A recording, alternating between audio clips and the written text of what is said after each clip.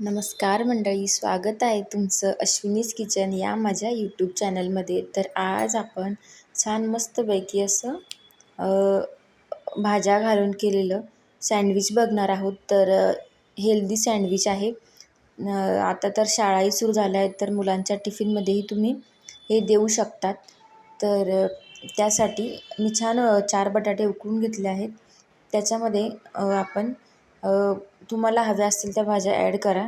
याच्यामध्ये मी कांदा, त्याच्यानंतर बारीक चिरून घेतलेला कोबी, बारीक चिरून घेतलेली शिमला मिरची आणि टोमॅटो ॲड करणार आहे. तुम्हाला अजून भाज्या आवडत असतील तर तुम्ही त्याही ॲड करू शकता. तर आता याच्यामध्ये आपण टेस्टसाठी मीठ घालून घेणार आहोत. त्याच्यानंतर त्यात मी चाट मसाला ॲड केला. त्याच्यानंतर थोडीशी मिरेपूड ॲड केली, थोडंसं लाल तिखट आणि थोडासा कलरसाठी थोडीशी हळद घातली होती आणि थोडीशी जिरे पावडर.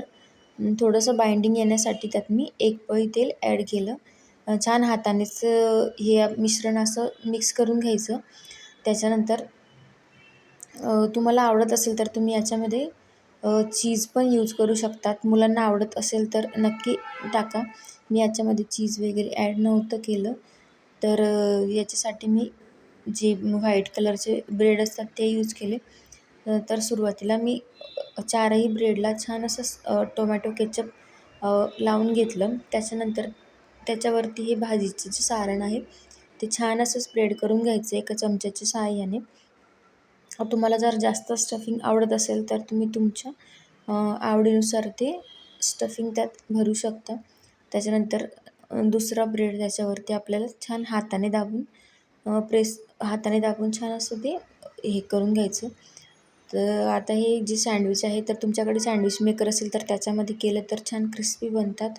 नाहीतर तव्यावर, तर हे सँडविच मी तव्यावरच बनवणार आहे.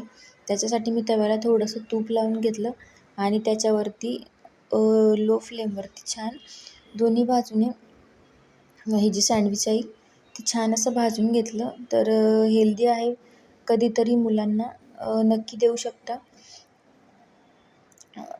तव्यावर केलेलं सँडविचही खूप छान क्रंची होतं. तर नक्की बनवून बघा. माझे व्हिडिओ आवडत असतील तर व्हिडिओला लाईक, शेअर आणि चॅनलला सबस्क्राईब नक्की करा. तर आता याला मी छान कट करून घेणार आहे. तर एका सुरीच्या साहाय्याने वगैरे तुम्ही किंवा पिझ्झा कटरने हे छान असं कट करून घ्यायचं आहे.